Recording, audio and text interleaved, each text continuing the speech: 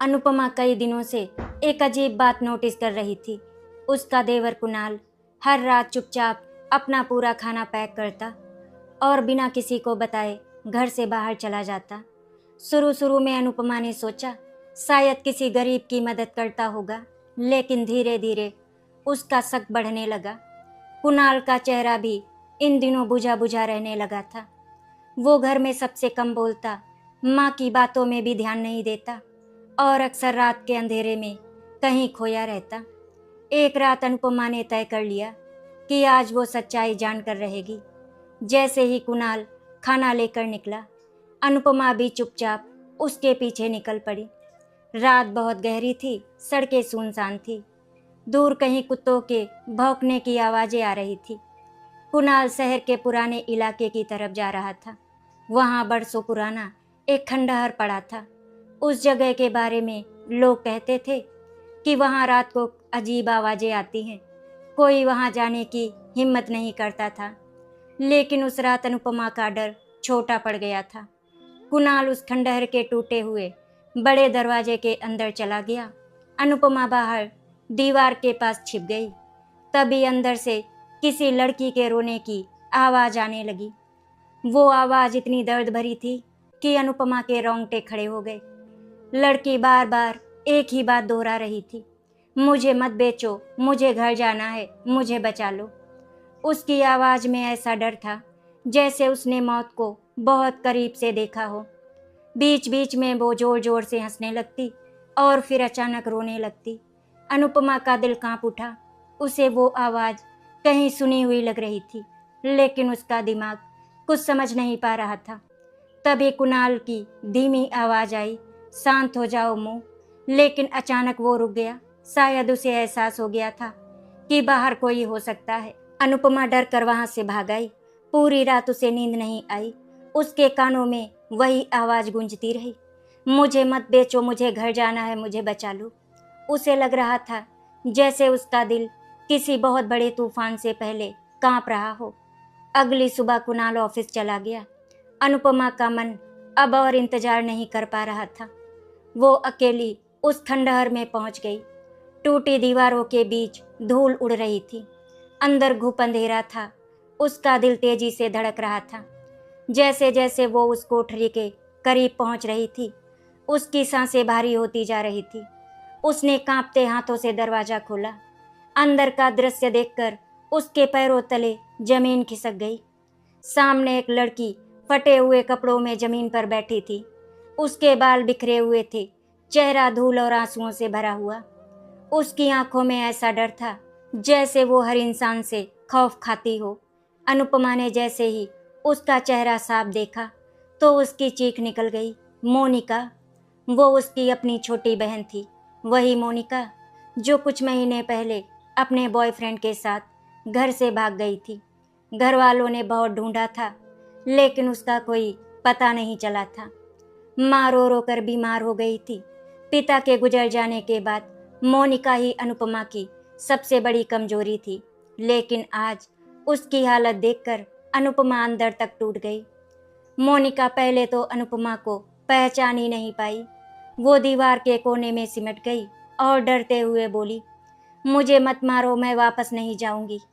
अनुपमा उसके पास बैठ गई और उसे गले से लगा लिया, लेकिन मोनिका जोर जोर से कांप रही थी। उसकी हालत किसी मानसिक रोगी जैसी हो चुकी थी। अनुपमा की आंखों से लगातार आंसू बह रहे थे। वो बार बार पूछ रही थी, ये किसने किया तेरे साथ? वो लड़का कहाँ है जिसके लिए तू घर छोड़कर गई थी? लेकिन मोनिका सिर्फ रो रही थी। तभी अनुपमा को वहाँ एक कोने में दवाइयाँ और खाना रखा दिखा। उसे समझते देर नहीं लगी कि कुणाल ही इतने दिनों से मोनिका का ख्याल रख रहा था, लेकिन क्यों? आखिर उसने ये बात सबसे छिपाई क्यों? शाम को जैसे ही कुणाल घर लौटा तो अनुपमा उसके कमरे में पहुंच गई। उसकी आंखें लाल थी। उसने बिना कुछ सोचे सीधे पूछा, मोनिका तुम्हें कहाँ मिली? उसकी ये हालत कैसे हुई? कुणाल का चेहरा एकदम सफ़ेद पड़ गया। वो कुछ पल चुप रहा, फिर बोला, भाभी आप गलत समझ रही हैं। लेकिन अनुपमा ने गुस्से में कहा, अगर सच नहीं बताया तो अभी रोहन जी को सब बता दूंगी। ये सुनते ही कुणाल की आंखें भर आई। उसने धीरे से कहा, भाभी मैं ज़्यादा कुछ नहीं जानता। एक दिन कुछ बच्चे सड़क पर एक पागल लड़की को पत्थर मार रहे थे। मैंने उन्हें भगाया। जब मैंने उस लड़की का चेहरा देखा तो मैं हैरान रह गया। वो कोई और नहीं भाभी मोनिका थी। आप जानती हैं ना भाभी, मैं हमेशा से मोनिका से प्यार करता था, लेकिन वो किसी और से। इतना कहते कहते कुणाल की आवाज़ टूट गई। कुणाल ने बताया कि वो मोनिका को उस हालत में अकेला नहीं छोड़ पाया। उसने उसे अस्पताल ले जाने की कोशिश की, लेकिन मोनिका हर किसी से डरती थी। वो चीखने लगती थी। अगर उसे घर लाता तो माँ और भैया कभी उसे स्वीकार नहीं करते। इसीलिए उसने उस पुराने खंडहर की कोठरी साफ की और वहीं उसका इलाज शुरू किया। हर रात वो खाना और दवाइयाँ लेकर जाता था। वो सिर्फ एक ही उम्मीद में जी रहा था कि एक दिन मोनिका ठीक हो जाएगी। ये सब सुनकर अनुपमा फूट फूट कर रोने लगी। उसने कुणाल को गले लगा लिया और बोली, तुमने मेरी बहन को अकेला नहीं छोड़ा। तुम इंसान नहीं भगवान हो कुणाल। उस रात पहली बार अनुपमा को एहसास हुआ कि सच्चा प्यार पाने के लिए नहीं, निभाने के लिए होता है। धीरे धीरे अनुपमा भी कुणाल के साथ मोनिका का ख्याल रखने लगी। दोनों मिलकर उसे खाना खिलाते, दवाइयाँ देते और उससे बातें करते।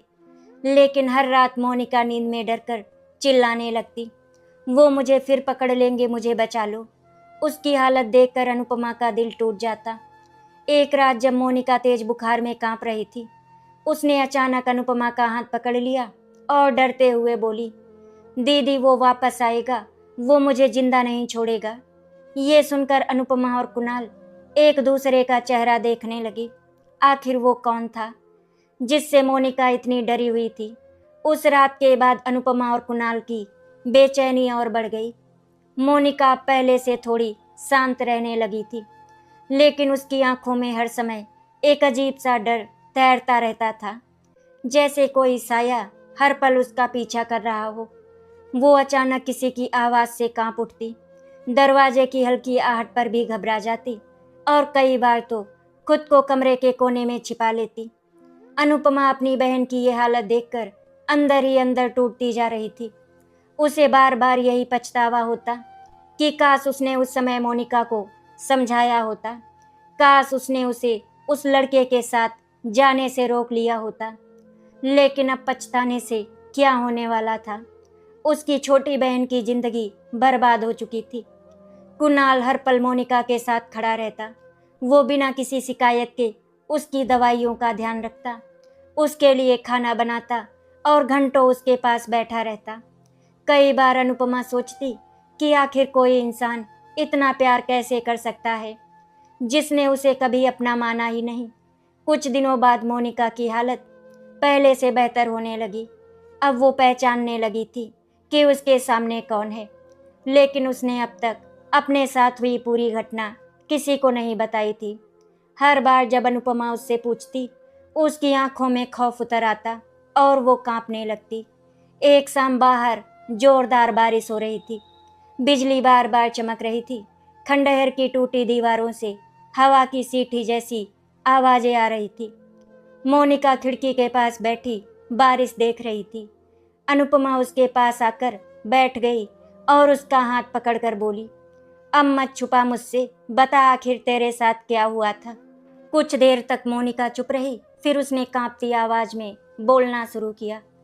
जिस लड़के के साथ मैं भागी थी उसका नाम विक्रम था। उसने मुझे कहा था कि वो मुझसे बहुत प्यार करता है। उसने शादी के सपने दिखाए थे। मैं भी उसके प्यार में अंधी हो गई थी। मुझे लगा था कि वो मुझे बहुत खुश रखेगा। शुरू में उसने मुझे सच में बहुत प्यार दिया। हम दूसरे शहर चले गए। उसने मुझे होटल में रखा। कुछ दिन सब ठीक रहा, लेकिन धीरे धीरे उसका व्यवहार बदलने लगा।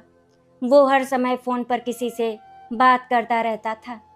कई बार अजीब से लोग कमरे में आते थे। जब मैं पूछती तो वो गुस्सा करने लगता। एक रात मैंने उसे किसी आदमी से कहते सुना, लड़की बहुत खूबसूरत है, अच्छे पैसे मिलेंगे। ये सुनकर मेरे पैरों तले जमीन खिसक गई। मुझे समझ आ गया था कि वो मुझे बेचने वाला है। मोनिका की आवाज़ कांप रही थी। उसके हाथ बुरी तरह थरथरा रहे थे। अनुपमा की आंखों से आंसू बह रहे थे। कुणाल का चेहरा गुस्से से लाल हो चुका था। मोनिका आगे बोली, उस रात मैंने भागने की कोशिश की, लेकिन विक्रम ने मुझे पकड़ लिया। उसने मुझे बहुत मारा, इतना मारा कि मैं कई दिनों तक ठीक से चल भी नहीं पाई। फिर उसने मुझे एक कमरे में बंद कर दिया। वहाँ और भी लड़कियाँ थीं। सबकी आंखों में डर था। कोई किसी से बात नहीं करता था। मुझे समझ आ गया था कि मैं बहुत बड़े जाल में फंस चुकी हूँ। ये कहते कहते मोनिका जोर जोर से रोने लगी। अनुपमा ने उसे सीने से लगा लिया। कुणाल अपने आंसू रोकने की कोशिश कर रहा था, लेकिन उसकी आंखें भी भर चुकी थी। मोनिका ने बताया कि एक रात वहां पुलिस की रेड पड़ने वाली थी। सब लोग घबरा गए। उसी अफरा तफरी में उसे भागने का मौका मिल गया। वो पूरी रात सड़क पर भागती रही। कई दिनों तक भूखी प्यासी इधर उधर भटकती रही। उसकी मानसिक हालत खराब होने लगी थी। लोग पहले उसे पागल समझने लगे थे। बच्चे उस पर पत्थर मारते थे। कुछ लोग उसका मजाक उड़ाते थे। उसे समझ ही नहीं आता था कि वो जिंदा क्यों है। फिर एक दिन कुणाल उसे मिला। अगर उस दिन कुणाल मुझे नहीं बचाता तो शायद मैं मर जाती। ये कहते हुए मोनिका फूट फूट कर रोने लगी। कुणाल ने नजरें झुका ली। उसके चेहरे पर दर्द साफ दिखाई दे रहा था। इतना सब सुनने के बाद कुणाल का गुस्सा फूट पड़ा। उसने दीवार पर जोर से मुक्का मारते हुए कहा, मैं उस विक्रम को छोड़ूंगा नहीं। उसने मोनिका की जिंदगी बर्बाद कर दी। लेकिन मोनिका डर गई। उसने तुरंत कुणाल का हाथ पकड़ लिया और कांपते हुए बोली, नहीं कुणाल, तुम नहीं जानते वो कितना खतरनाक है। उसके बड़े बड़े लोगों से संबंध है। पुलिस भी उसका कुछ नहीं कर पाई। वो इंडिया छोड़कर जा चुका है। अगर उसे पता चला कि मैं जिंदा हूँ तो वो मुझे फिर ढूंढ लेगा। उसकी आंखों में वही पुराना डर लौट आया था। कुणाल कुछ पल चुप रहा।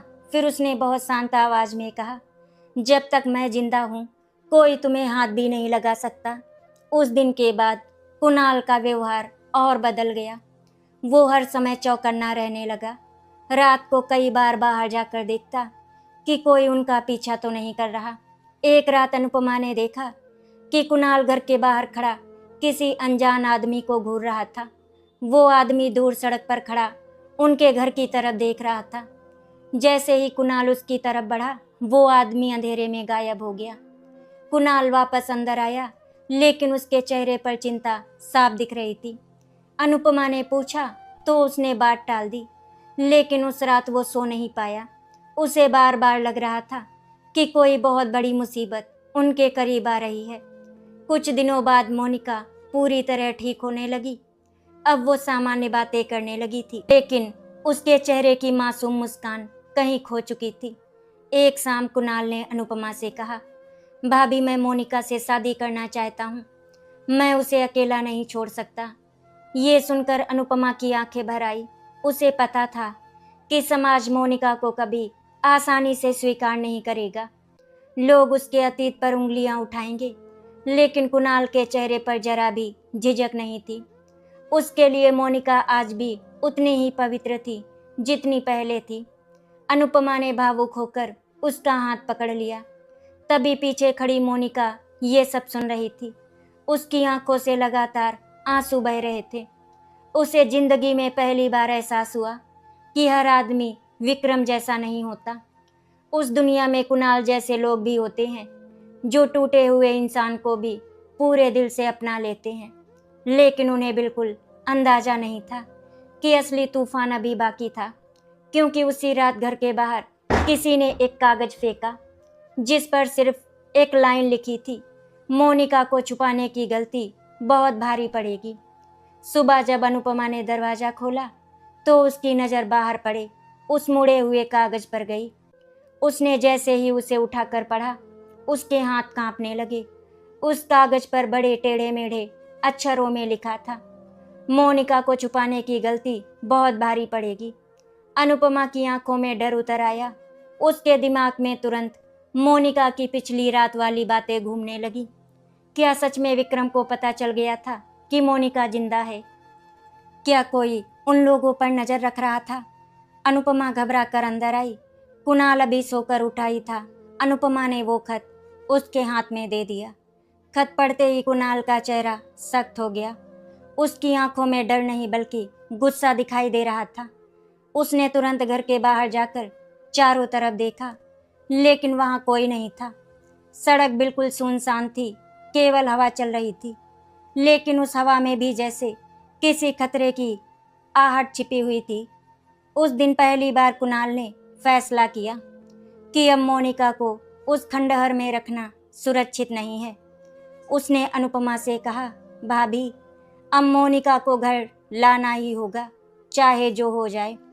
अनुपमा जानती थी कि ये आसान नहीं होगा।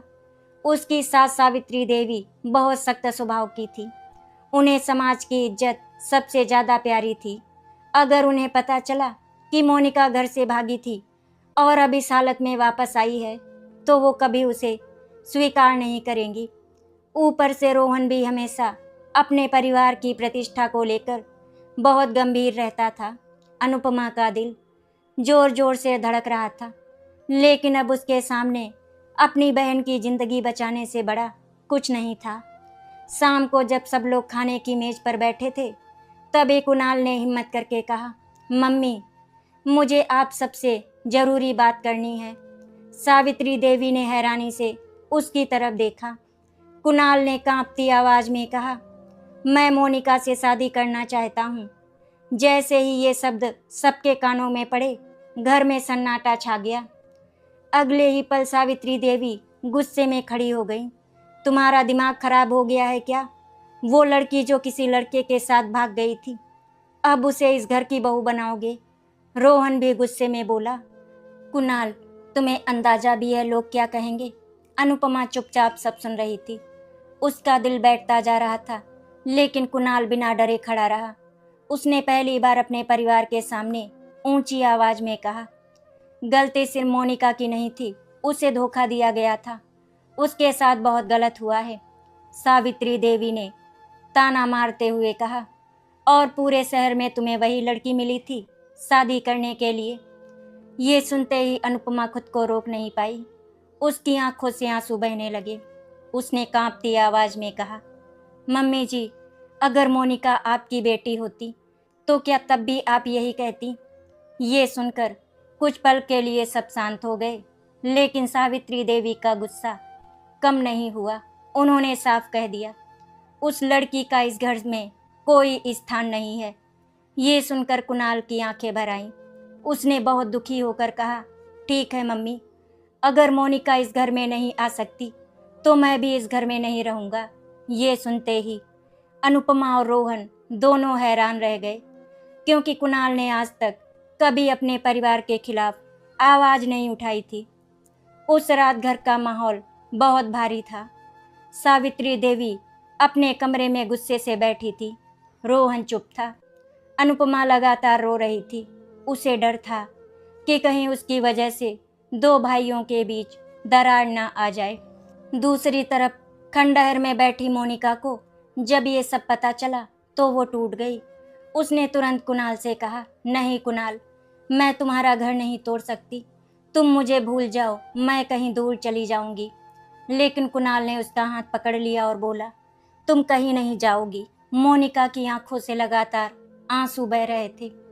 उसने जिंदगी में पहली बार खुद को किसी के लिए जरूरी महसूस किया था। अगले दिन सुबह रोहन ऑफिस जाने ही वाला था कि बाहर कुछ लोगों की आवाज़ें सुनाई दी। बाहर जाकर देखा तो मोहल्ले की कुछ औरतें खड़ी फुसफुसा रही थी। उनमें से एक बोली, सुना है उस भागी हुई लड़की को इस घर में लाने वाले हैं। दूसरी बोली, आजकल के लड़कों को शर्म ही नहीं रही। ये सब सुनकर रोहन का चेहरा उतर गया। उसे समझ आ गया कि बात अब मोहल्ले तक पहुंच चुकी है। घर लौटकर उसने गुस्से में अनुपमा से पूछा, तुमने किसी को बताया? अनुपमा ने रोते हुए कहा, मैं अपनी बहन की हालत देखकर खुद संभल नहीं पा रही, किसी को क्या ही बताऊंगी। लेकिन अब डर सबके दिल में बैठ चुका था। कोई न कोई उन पर नजर रख रहा था। उसी रात एक और घटना हुई। कुणाल जब मोनिका के लिए खाना लेकर खंडहर पहुंचा तो उसने देखा कि कोठरी का दरवाज़ा खुला हुआ था। अंदर सामान बिखरा पड़ा था। मोनिका वहां नहीं थी। कुणाल के हाथ से खाने का डिब्बा गिर गया। उसका दिल जैसे धड़कना भूल गया। वो पागलों की तरह पूरे खंडहर में मोनिका को ढूंढने लगा। तभी पीछे से किसी लड़की के रोने की आवाज आई। कुणाल भागकर पीछे पहुंचा तो देखा मोनिका एक कोने में सहमी बैठी थी। उसके हाथ कांप रहे थे। वो बार बार कह रही थी, वो यहाँ आया था, वो मुझे ढूंढ लेगा। कुणाल ने घबरा कर पूछा, कौन आया था? मोनिका ने कांपते हुए जमीन की तरफ इशारा किया। वहां मिट्टी पर किसी ने चाकू से लिखा था, भाग कर कहाँ जाओगी। ये देखकर कुणाल के शरीर में गुस्से की आग दौड़ गई। अब उसे यकीन हो चुका था कि कोई सच में मोनिका तक पहुंचने की कोशिश कर रहा है। उसने उसी वक्त फैसला कर लिया कि अब चाहे कुछ भी हो जाए वो मोनिका को अपने घर लेकर जाएगा। लेकिन उसे नहीं पता था कि असली तूफान अभी घर के अंदर आने वाला था, क्योंकि उसी रात सावित्री देवी ने रोहन से कहा, अगर कुणाल उस लड़की को इस घर में लाया तो मैं ये घर छोड़ दूंगी। सावित्री देवी की बात सुनकर रोहन पूरी रात सो नहीं पाया।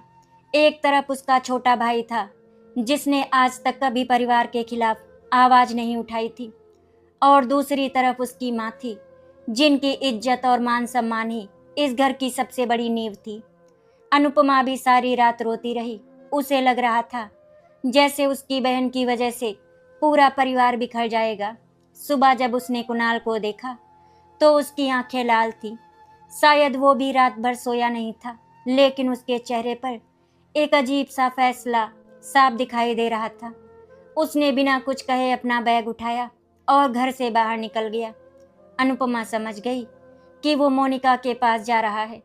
खंडहर में पहुंचते ही कुणाल ने देखा कि मोनिका एक कोने में चुपचाप बैठी थी। उसकी आंखें सूज चुकी थी। ऐसा लग रहा था जैसे वो रात भर रोती रही हो। कुणाल उसके पास बैठा तो मोनिका धीरे से बोली, तुम क्यों सबके खिलाफ जा रहे हो? मैं तुम्हारे लायक नहीं हूँ कुणाल। कुणाल ने तुरंत उसका हाथ पकड़ लिया और बोला, बस करो मोनिका, तुम्हारे साथ जो हुआ उसमें तुम्हारी कोई गलती नहीं थी। लेकिन मोनिका की आंखों में खुद के लिए इतनी नफरत भर चुकी थी कि वो खुद को माफ़ी नहीं कर पा रही थी। उसने रोते हुए कहा, मैं घर से भागी, मैंने दीदी का भरोसा तोड़ा, माँ जैसी तुम्हारी मम्मी जी की इज्जत मिट्टी में मिला दी, और अब मेरी वजह से तुम्हारा परिवार टूट रहा है। इतना कहकर वो फूट फूट कर रोने लगी। कुणाल सिर्फ उसे देखता रहा। उसकी आंखें भी भर आई थी। उसने बहुत धीरे से कहा, अगर तुम्हें खो दिया ना तो शायद मैं भी जीते जी खत्म हो जाऊंगा। उधर घर में सावित्री देवी का गुस्सा बढ़ता जा रहा था। मोहल्ले में बातें फैल चुकी थी। रिश्तेदार फोन करके ताने मार रहे थे। कोई कह रहा था छोटे बेटे की शादी के लिए ऐसी लड़की मिली, तो कोई कह रहा था आजकल की लड़कियां घर की इज्जत डुबो देती हैं। सावित्री देवी बाहर से भले मजबूत दिख रही थी, लेकिन अंदर ही अंदर टूट रही थी। उन्हें डर था कि लोग उनके परिवार पर उंगलियां उठाएंगे। उसी दोपहर उन्होंने अनुपमा को अपने कमरे में बुलाया और गुस्से में बोली, तुम्हारी बहन ने पहले ही बहुत बदनामी करवा दी है।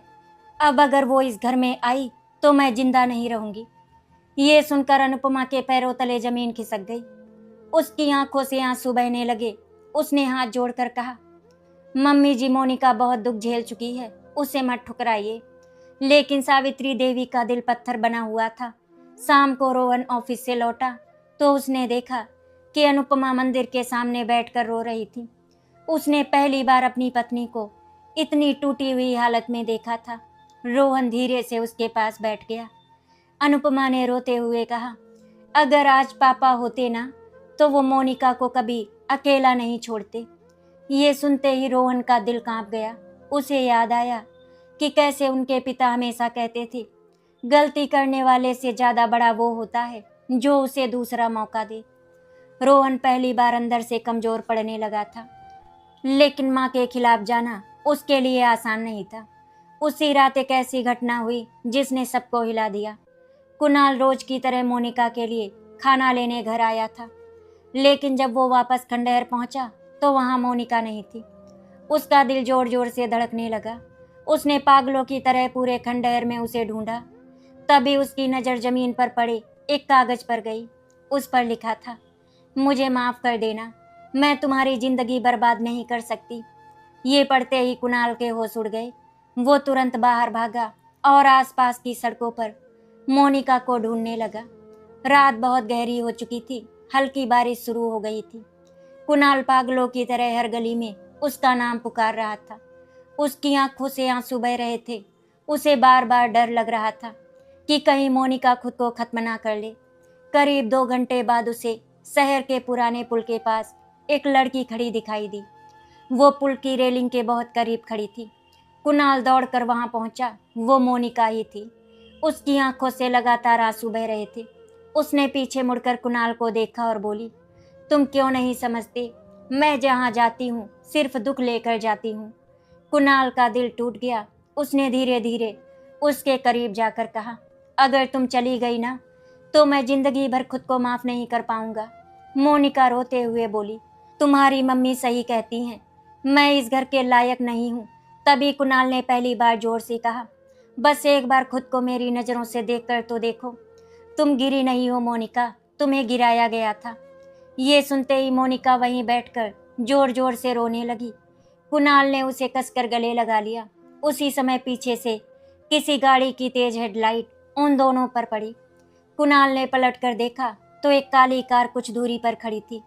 कार के अंदर बैठा आदमी लगातार उनकी तरफ देख रहा था। बारिश और अंधेरे की वजह से उसका चेहरा साफ नहीं दिखाई दे रहा था, लेकिन अचानक मोनिका डर से कांपने लगी। उसने कुणाल का हाथ कसकर पकड़ लिया और फटी हुई आंखों से बोली, वो विक्रम का आदमी है। कुणाल तुरंत गुस्से में कार की तरफ भागा, लेकिन इससे पहले कि वो वहां पहुंचता, कार तेज रफ्तार से अंधेरे में गायब हो गई। उस रात पहली बार कुणाल को एहसास हुआ कि खतरा अब बहुत करीब आ चुका है। और दूसरी तरफ घर में सावित्री देवी ने फैसला कर लिया था कि अगर कुणाल ने मोनिका से शादी की तो वो इस रिश्ते को कभी स्वीकार नहीं करेंगी। अगली सुबह घर का माहौल बहुत भारी था। सावित्री देवी मंदिर के सामने बैठी थी, लेकिन आज उनका मन पूजा में नहीं लग रहा था। पूरी रात उन्हें नींद नहीं आई थी। बार बार उनके कानों में कुणाल की बातें गूंज रही थी, अगर मोनिका इस घर में नहीं आ सकती तो मैं भी इस घर में नहीं रहूँगा। उन्होंने अपने छोटे बेटे को कभी इतना टूटा हुआ नहीं देखा था। दूसरी तरफ रोहन भी इतनी गहरी सोच में डूबा हुआ था। उसे पहली बार एहसास हो रहा था कि शायद वो सिर्फ समाज के डर में इंसानियत भूलता जा रहा है।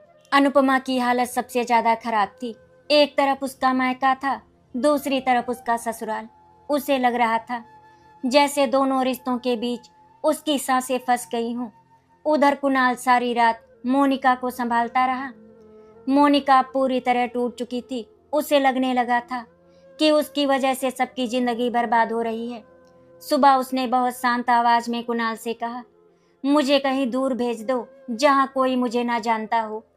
ये सुनकर कुणाल की आंखें भर आई। उसने कहा, तुम हमेशा खुद को बोझ क्यों समझती हो? जिसने तुम्हारे साथ गलत किया, गलती उसकी थी, तुम्हारी नहीं। लेकिन मोनिका अब भी खुद को माफ नहीं कर पा रही थी। उसके दिल में समाज के तानों का डर इतना गहरा बैठ चुका था कि वो खुद को किसी रिश्ते के लायक ही नहीं समझती थी। दोपहर के समय अचानक घर के बाहर जोर जोर से शोर होने लगा। मोहल्ले के कुछ लोग बाहर खड़े बातें कर रहे थे। तभी एक औरत ने ऊंची आवाज में कहा, देखना अब उस भागी हुई लड़की को बहू बनाकर लाएंगे। ये शब्द सावित्री देवी के कानों में पड़े तो उनका चेहरा शर्म और गुस्से से भर गया। लेकिन उसी समय बाहर सड़क पर अचानक एक तेज रफ्तार ट्रक अनियंत्रित होकर उनकी तरफ बढ़ने लगा। सावित्री देवी कुछ समझ पाती उससे पहले ही सामने से दौड़कर किसी ने उन्हें जोर से धक्का दिया। वो सड़क के किनारे गिर पड़ी। ट्रक तेजी से आगे निकल गया। कुछ पल के लिए वहां अफरा तफरी मच गई। जब सबकी नज़र उस लड़की पर गई जिसने सावित्री देवी की जान बचाई थी तो सब हैरान रह गए। वो मोनिका थी। उसके माथे से खून बह रहा था।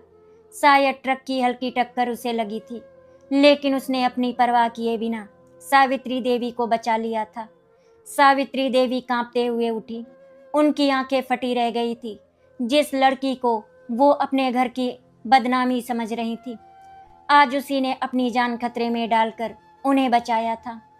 मोनिका दर्द से करा रही थी। कुणाल तुरंत दौड़कर उसके पास पहुंचा और उसे संभाल लिया। अनुपमा भी रोती हुई वहां पहुंच गई। मोहल्ले वाले जो अभी तक ताने मार रहे थे अब चुप खड़े थे। सावित्री देवी धीरे धीरे मोनिका के पास आई। उनकी आंखों से आंसू बहने लगे। उन्होंने कांपते हाथों से मोनिका के सिर पर हाथ रखा। पहली बार उनकी आवाज में गुस्सा नहीं, सिर्फ दर्द था। वो रोते हुए बोली, बेटी मुझे माफ कर दे। ये सुनते ही मोनिका की आंखें भर आई।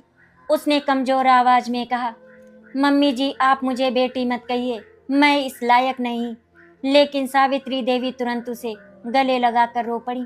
वो बोली, नहीं बेटी, गलती मेरी थी। मैंने तुम्हारा दर्द समझे बिना तुम्हें ठुकरा दिया। ये देखकर वहां खड़े हर इंसान की आंखें नम हो गईं।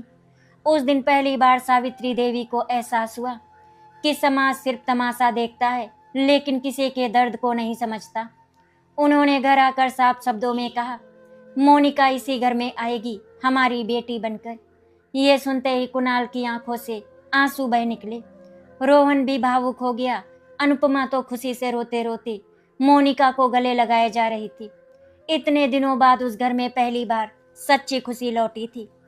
कुछ दिनों बाद बहुत सादगी से कुणाल और मोनिका की शादी हुई। ना कोई बड़ा समारोह हुआ, ना दिखावा, लेकिन उस शादी में जो अपनापन था वो किसी बड़े महल की शादी में भी नहीं मिल सकता था। शादी के समय जब कुणाल ने मोनिका की मांग में सिंदूर भरा तो मोनिका फूट फूट कर रो पड़ी। उसे शायद पहली बार महसूस हुआ था कि उसकी जिंदगी खत्म नहीं हुई है, बल्कि आज से उसकी नई शुरुआत हो रही है। शादी के बाद धीरे धीरे सब बदलने लगा। सावित्री देवी अब मोनिका का बहुत ध्यान रखती थी। कई बार उसके सिर पर हाथ फेरते हुए रो पड़ती। उन्हें अभी यही दुख था कि उन्होंने एक टूटी हुई लड़की को अपनाने में इतनी देर क्यों कर दी।